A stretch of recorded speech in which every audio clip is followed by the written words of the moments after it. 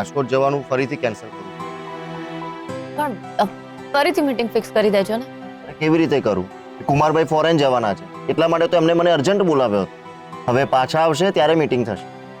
મીનાક્ષીનું murder થયું ને ત્યારે મને અણસાર આવી જ ગયો હતો કે મારી પૂછપરછ થશે, મારી હેરાનગતિ થવાની જ છે.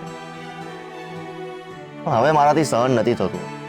વિઠ્ઠલ ભાભી, આ તમારા મેડમ છે ને સાચે જ વિચિત્ર છે, અને જો આવું ને આવું રહ્યું ને તો મારાથી કંઈક ના બોલવાનું બોલાઈ જશે. ના અર્જુનભાઈ, એવું જરાય ના કરતા, નહીં તો એ તમને વધારે હેરાન કરશે.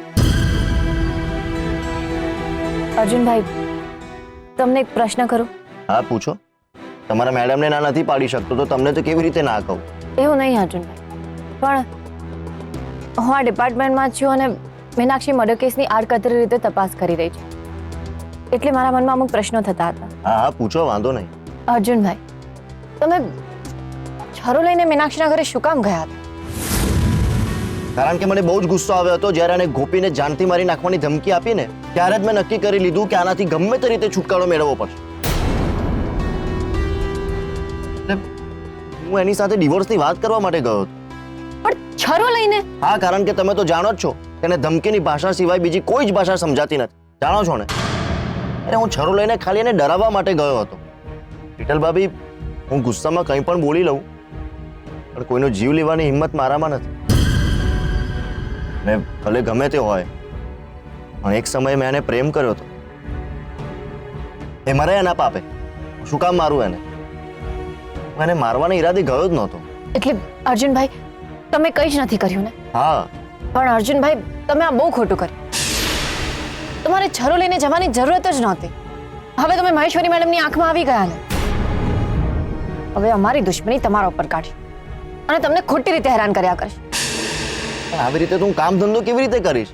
કંટાળી જઈશું. વિઠ્ઠલ ભાભી, આ મહેશ્વરી મેડમને રોકવાનો કોઈ ઉપાય નથી? નથી. પણ અર્જુનભાઈ, આપણે એને રોકીશું. તમે આ ખૂન કર્યું જ નથી, એટલે હું તમને પ્રોમિસ આપું છું કે હું ગમે તે રીતે તમને બચાવીશ. તમને કંઈ જ નહીં થવાતું. મહેશ્વરી મેડમ પાસે તમે છરો ખરીદ્યો એ એક જ પુરાવો છે.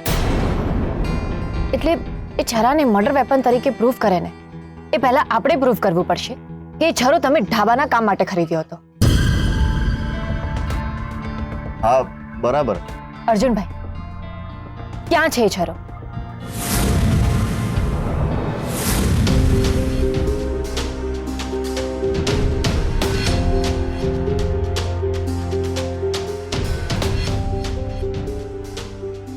શું થયું અર્જુનભાઈ?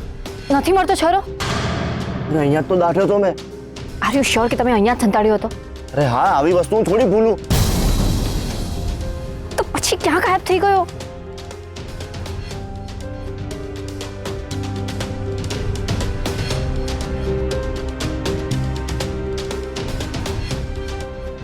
હવે શું કરીશું? અર્જુનભાઈ, આ તો બહુ મોટો પ્રોબ્લેમ થઈ ગયો. તમને નિર્દોષ સાબિત કરવા માટે ગમે તે રીતે છરો તો મેળવવો જ પડશે. અર્જુનભાઈ, તમે તો કહો છો કે કન્ફર્મ તમે છરો અહીંયા જ સંતાડ્યો હતો, રાઈટ? પછી અહીંયાથી ગાયબ ક્યાં થઈ ગયો? કદાચ તમને આ છરો સંતાડતા કોઈ જોઈ ગયું હશે, અને જે જોઈ ગયું હશે ને એને જ આ છરો કાઢી દીધો હશે.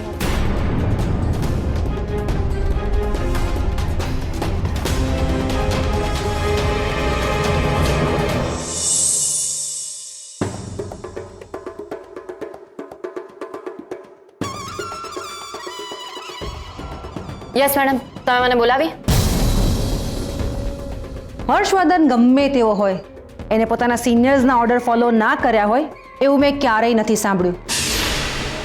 અને જ્યારે તું સિનિયર્સના ઓર્ડર ફોલો નથી કરતી, પોતાની મરજી મુજબ કામ કરે છે. એક મિનિટ મેડમ, તમે તો ડાયરેક્ટ મારા ઉપર આરોપ જ લગાડી દીધો. પહેલા કહો તો ખરી કે મેં શું કર્યું છે?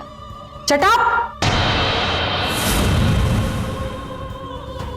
તો મીનાક્ષી મર્ડર કેસમાં શું કરી રહી છે ને શું નહીં એની મને ખબર નહીં પડતી હોય એવું લાગે છે તને? કોની પરવાનગીથી તે સીસીટીવી ફૂટેજ કલેક્ટ કર્યા? મેં તને ના પાડી છે ને કે આ કેસથી તારે દૂર રહેવાનું.